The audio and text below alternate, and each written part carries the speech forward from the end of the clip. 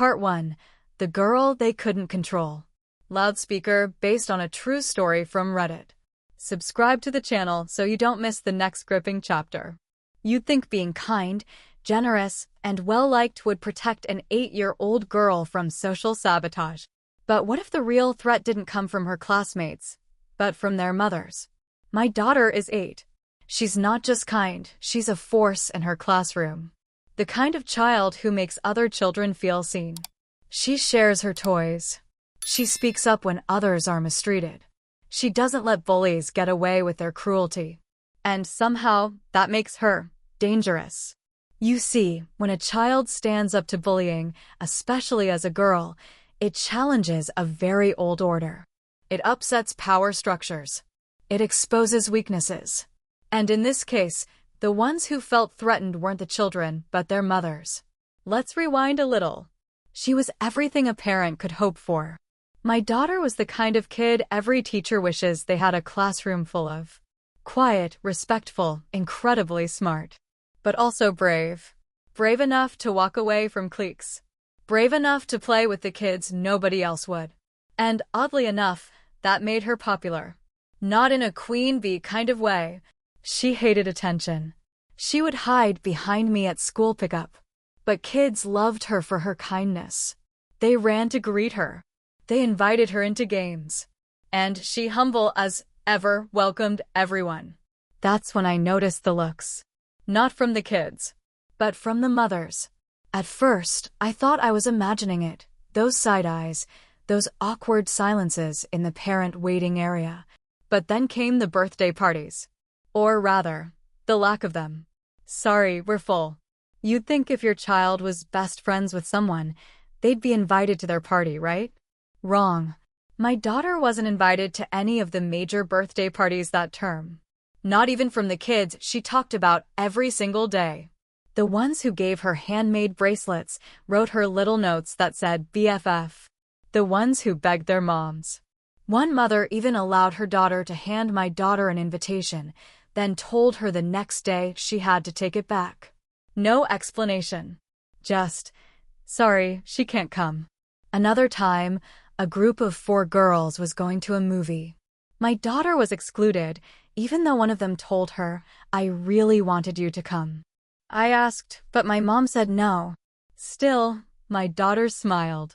Still, she went to school every day with her head held high. And still, the kids adored her. The silent war begins. I decided to take the high road. Always.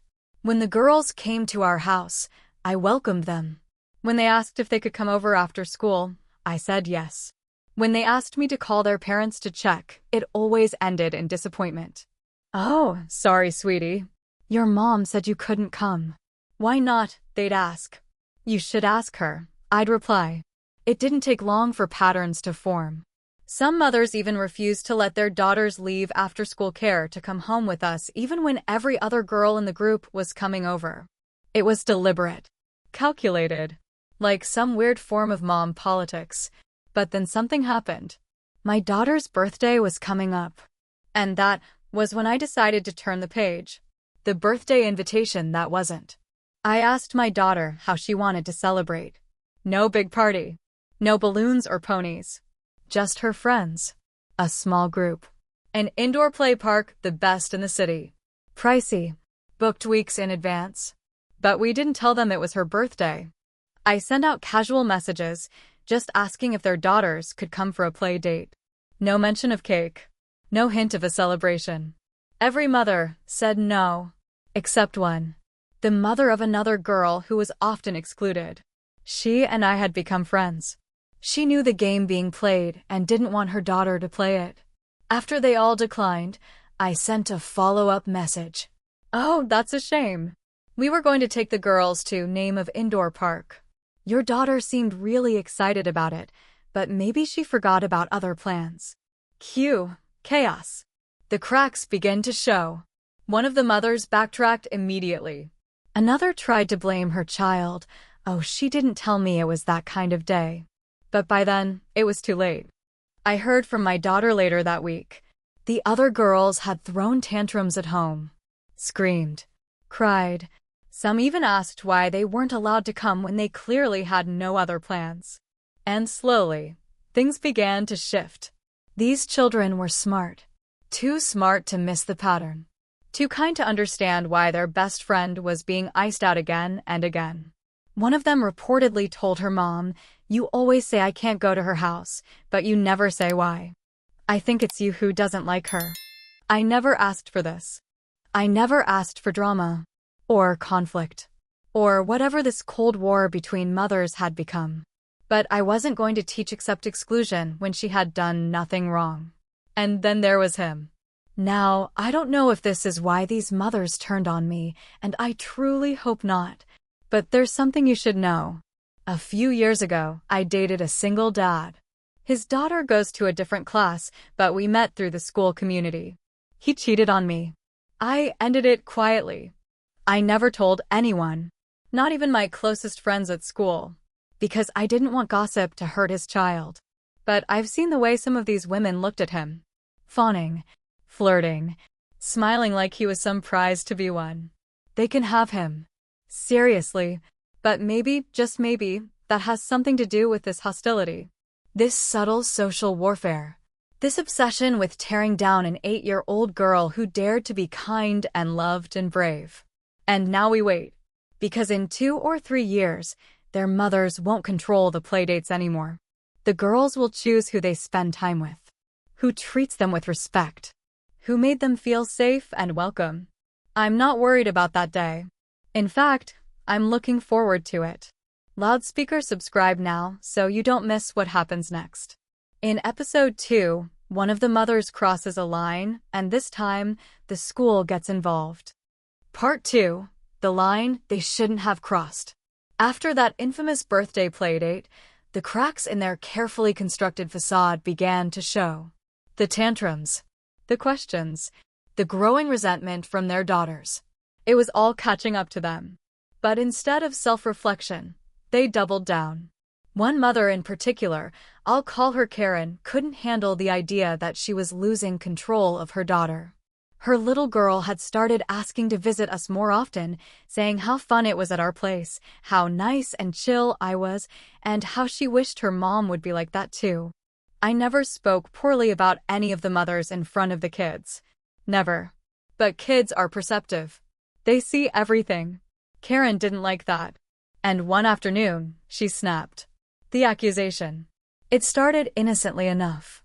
Another Friday pickup, standing outside the school gates with the other parents.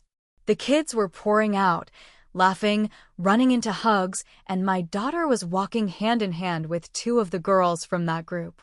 Karen's daughter was smiling until she saw her mother's face. Karen walked straight past the other parents, locked eyes with me, and said in a loud, pointed voice, "Can we talk?" I nodded. I wasn't expecting kindness. But I wasn't expecting this either. She leaned in. "I don't appreciate you manipulating the girls," she hissed. "My daughter is starting to think I'm the bad guy in this. And I know it's because of what you're saying at your house." I blinked. I was stunned into silence. Not because it wasn't absurd, but because it was so calculated. She wanted to create a scene. She wanted me to react. I kept my voice calm. "I've never said anything bad about you, Karen. If your daughter is upset, maybe ask her why. Maybe actually listen." That's when she smirked. "You're playing a long game, aren't you? Turning the kids against us one by one. Just remember, what goes around comes around." Then she turned and walked away. And in that moment, I realized this wasn't just passive-aggressive anymore. This was war. The email. The very next week, I got an email from the school counselor. Subject: Parent concern, request for meeting. At first, I thought maybe it was routine. Maybe something had happened between kids in class. But when I opened it, my stomach dropped. The message was vague, but the tone wasn't. "Dear my name, we've received concerns from a few parents regarding social dynamics between the students, specifically around your daughter. We would appreciate the chance to meet and discuss." No details. No names. Just concern. I knew what this was. They were trying to paint my daughter as the problem. The girl who got hugs every morning. The girl who stopped bullying by leading with kindness. The girl who had never once said a cruel word to anyone. They were trying to turn the school against her. Against us. The meeting. I arrived early. The counselor was kind but distant. Professional. Too professional. We've had some feedback from parents that there may be exclusivity happening in the classroom. Certain children feeling left out. Some emotional manipulation between peers. I let her speak. I didn't interrupt. Then, I pulled out my folder. Yes, a folder. Printouts of texts between me and the other mothers. Screenshots of play date rejections. Notes from my daughter's teachers about her empathy, her leadership, her consistent kindness. And one more thing, a letter written by one of the girls in the group, addressed to my daughter. A sweet, childlike message that said, "You're the only one who's nice to everyone." I wish the moms would stop being weird. The counselor went quiet. "I'm not here to start anything," I said, looking her in the eye. "But I'm not going to let anyone rewrite this story either." She nodded slowly. I could tell she didn't expect me to come prepared. "We'll look into it. Thank you for your time." But it wasn't over. Not by a long shot. The whispers. Over the next few days, the energy at school pickup changed. Other parents, ones not involved in the drama, started to avoid eye contact. I heard hushed voices behind me. Saw fingers pointing when they thought I wasn't looking. It was clear the rumors had started. One mother even asked me, "Did you really tell Karen's daughter not to trust her mom?" I stared at her. "No, I never said that. You can ask the child."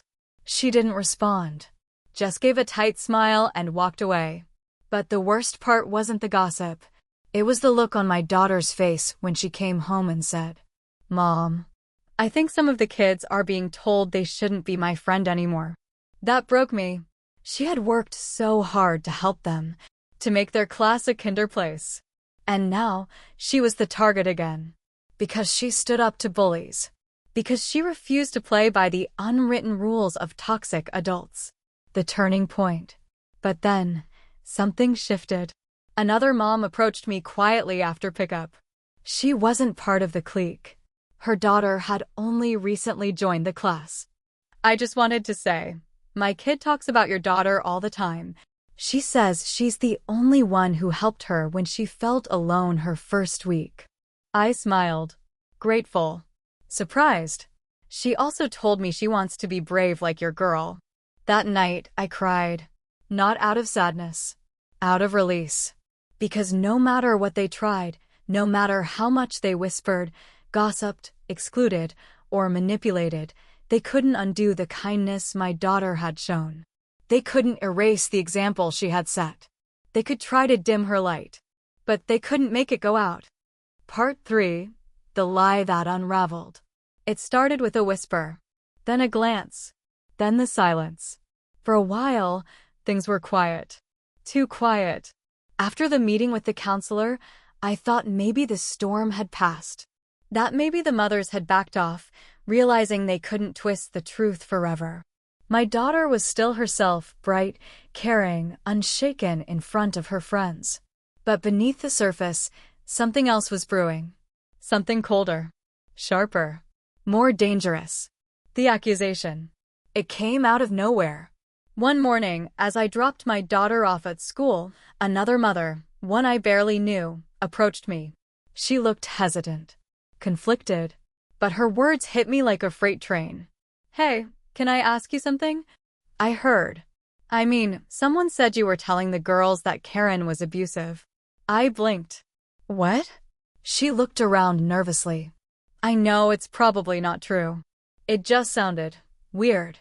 But Karen said you've been saying awful things to the kids about her. That you called her dangerous. That you told her daughter not to trust her." I stood there, stunned. My pulse in my throat. "That's not just a rumor," I said slowly. "That's a complete lie." "I figured," she said, looking embarrassed. "I just thought you should know." And, just like that, I understood. Karen had escalated. A story with no proof. Later that day, I got a message from another parent. Then another. Each one dancing around the same thing. Hey, is everything okay with Karen? I heard there was some drama. Just checking in. I don't believe what they're saying, but it's going around. By the fourth message, I knew it wasn't just Karen. She had backup. The clique was closing ranks. The story was spreading like wildfire, each version more twisted than the last. In their version, I was the manipulative mother. The jealous, single mom who couldn't handle being left out. The one poisoning the children against their own parents. It would have been laughable if it hadn't been so cruel. But there was one thing they hadn't counted on. Kids talk.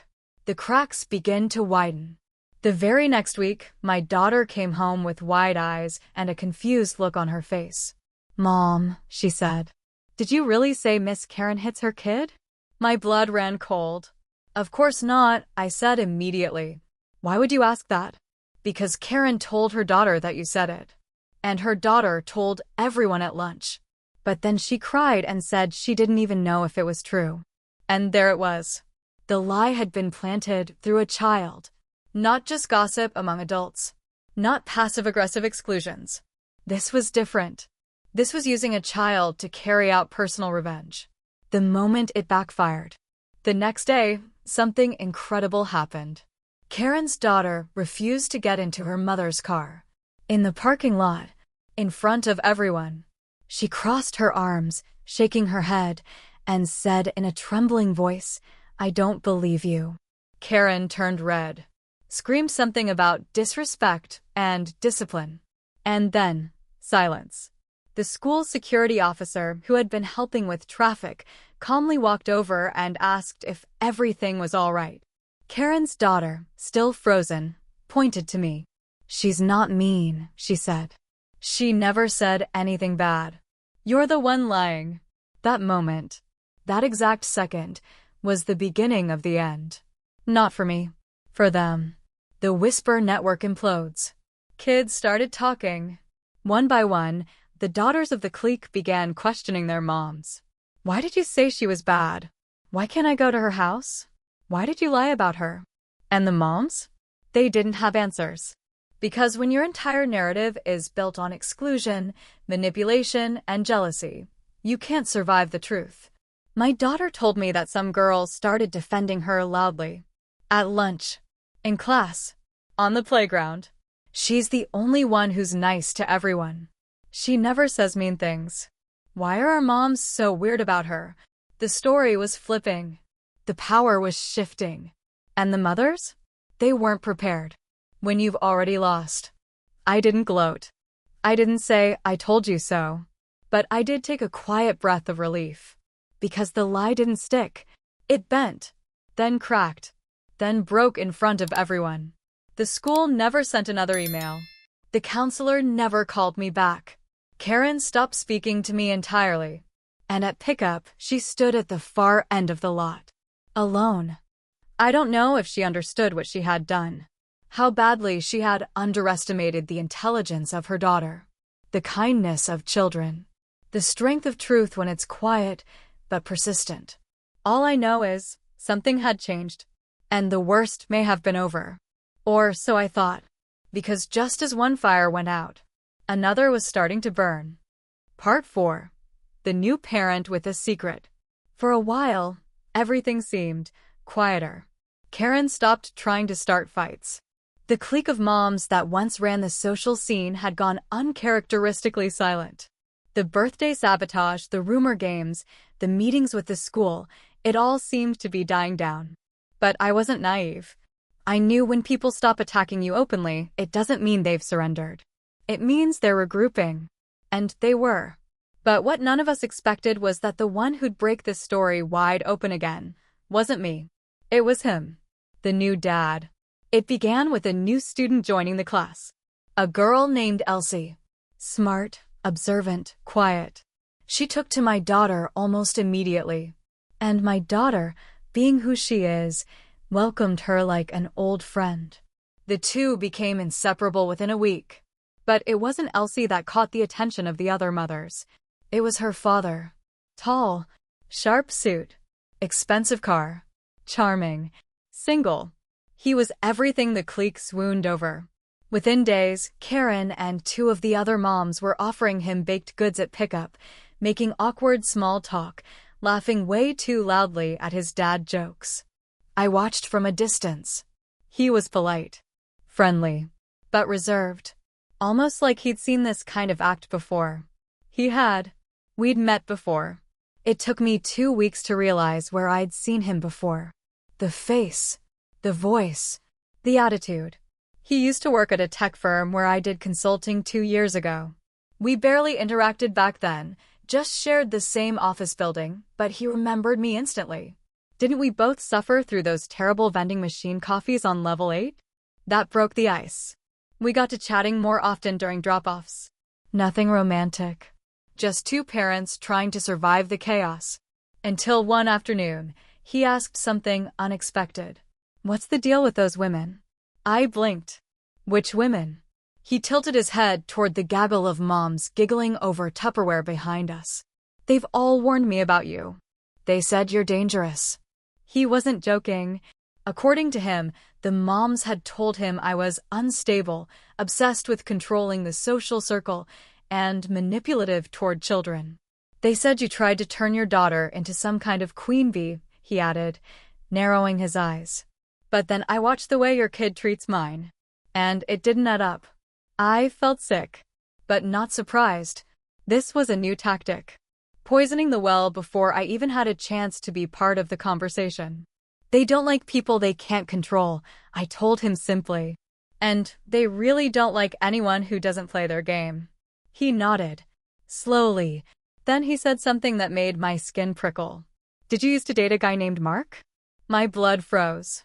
The missing piece. Mark. The man I had dated years ago. The one who cheated.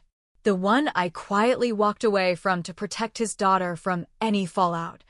I hadn't told anyone at the school about him. Not even my closest mom friends. But this new dad, let's call him James, knew him. And not just casually. "Mark's my cousin," James said. "We used to be close." "Not anymore." He hesitated. Then added, "Let's just say, you're not the first woman he's made a mess of." My mind raced. I remembered seeing Karen and the others fawning over Mark at school events. Their over-the-top attention. The sudden shift in their treatment toward me, right around the time Mark and I ended things. Was that it? Was that why I was targeted? They thought I had taken something they wanted, and when he dropped me, they smelled blood in the water. It wasn't just jealousy. It was resentment. The truth spills out. James didn't just stop at gossip. He'd overheard conversations between the moms when they didn't know he was nearby. Text chains accidentally forwarded. Bits and pieces that, when put together, formed a disturbing pattern. "They've been trying to freeze you out," he said. Like, deliberately. He told me they'd even considered speaking to the school again, this time, suggesting that your home wasn't a safe environment. That was it. I decided I was done playing nice. The moment I fought back, I scheduled a private meeting with the principal. Not the counselor. The principal. I came in with receipts, screenshots, quotes, my own records of every time I'd been excluded, slandered, falsely accused. I didn't ask for punishment. I asked for protection. "I'm not just a mom," I told the principal. "I'm a human being. I have the right to raise my daughter in peace without being harassed by a social clique acting like a suburban mafia." The principal, who had remained neutral until now, looked stunned. I didn't realize it had gotten this serious. And then, the tide finally began to turn. The confrontation. James wasn't done either. One afternoon at pickup, with at least 6 other parents present, he calmly told Karen in front of everyone, "Hey, just so you know, I've been hearing some things you've been saying about me. I'd appreciate if you kept my daughter's name out of it. And if you're going to spread lies, try not to do it in front of the office windows." Karen turned pale. The moms scattered. And I smiled for the first time in weeks. Because they weren't just losing control. They were being exposed. Part 5. The circle breaks from within. When a child speaks the truth, even the adults can't hide. The storm didn't hit all at once. It started with small tremors, murmurs at the school gate, awkward silences between friends, confused expressions on children's faces as they watched their mothers avoid eye contact. Something was unraveling. And this time, it wasn't because of anything I did. It was because someone on their side cracked. The breaking point. Her name was Olivia. Another one of the clique kids. Polite. Quiet. Always watching. She had been one of my daughter's closest friends before the group froze us out. But even after the birthday sabotage, the lies, the exclusion, Olivia still greeted my daughter every morning. Still smiled when no one was looking. And lately, something in her eyes had changed. One afternoon, my daughter came home and told me, "Olivia's mad at her mom. She said she's tired of pretending." I didn't ask what that meant. Not yet. But I had a feeling the next act was coming. And Olivia was going to be the one to pull the curtain. The sleepover that changed everything. It started with a rumor. One that spread faster than Olivia had a meltdown at home. Screamed. Cried. Told her mother loudly that she was done lying. The next day, Olivia came to school with red eyes, puffy cheeks, and a letter. She handed it to the teacher. Folded. Quiet. Unassuming. What was in that letter? A confession. Not about me, but about them. About how the mothers had been manipulating who their daughters could play with. How they told lies, big ones. How they forced their kids to avoid me and my daughter, even though the children didn't want to. How one of the moms had threatened to take away birthday presents if Olivia didn't stay away from the girl with the big eyes and the loud kindness. The letter was detailed. Honest. Brutal. And Olivia asked the teacher to read it out loud to the class. Truth spoken in a child's voice. The teacher hesitated. But after reviewing the content and speaking with the school counselor, she agreed. And that morning, during circle time, Olivia's words were read, every single one of them. 28 children sat in silence. Some looked shocked. Others looked down. A few began to cry. And my daughter? She looked at Olivia. And Olivia smiled. For the first time in months, the truth wasn't whispered. It wasn't passed around like a rumor or buried under social games. It was declared. By a child. And no adult could take it back. The fallout. The principal called an emergency meeting with the mothers of the girls mentioned in the letter. Karen. 2 others. Olivia's mother. I wasn't invited. But I didn't need to be there to feel the impact. That afternoon, 2 of the moms left school pickup early, faces pale, phones buzzing. Karen didn't show up at all. And Olivia's mom? She stood alone at the edge of the parking lot and cried. I didn't speak to her. I didn't need to. She had lost the one thing she was trying so hard to control, her daughter's trust. When the kids take over. From that day forward, everything changed. Playground lines dissolved. Alliances disappeared. The kids started choosing for themselves again. No more secret bands. No more my mom says I can't talk to you. No more guilt trips. The girls who had been scared to speak up started playing with my daughter again, openly, freely. They laughed louder, hugged harder, spoke with pride. And not a single mother could stop them. Because the truth had power. And now it belonged to the kids. A quiet victory. I didn't throw a party. I didn't celebrate. But when I picked up my daughter the next day and saw her surrounded by friends again, friends she had never stopped loving, I felt something I hadn't felt in months. Peace. Not the kind that comes from winning, but the kind that comes from enduring. The kind that says, we made it through. Together. In part 6, as the school year ends, a final decision must be made. Do we stay or walk away forever? And just when I think it's over, a letter arrives. From someone I never expected to hear from again. Part 6. The letter, the goodbye, and the choice that set us free. The final weeks of the school year came faster than I expected. Suddenly, there were art projects being sent home. Recitals. Field day. The kind of end-of-year chaos that makes you forget, for a moment, that anything bad ever happened. The mothers who once ruled the parking lot now stood off to the side, quiet, watchful, unsure. Some had stopped showing up altogether. Others came with tight smiles, no longer trying to perform. But for my daughter, it was the happiest she had been all year. She was surrounded by the same girls who once were told not to play with her, now laughing at lunch, sharing secrets, planning their own summer adventures. And for the first time in a long time, she wasn't looking over her shoulder. The principal's call. 2 days before school ended, I received a phone call from the principal. "Nothing bad," she said quickly. Actually, something surprising. She asked if I could come in for just a few minutes. Alone.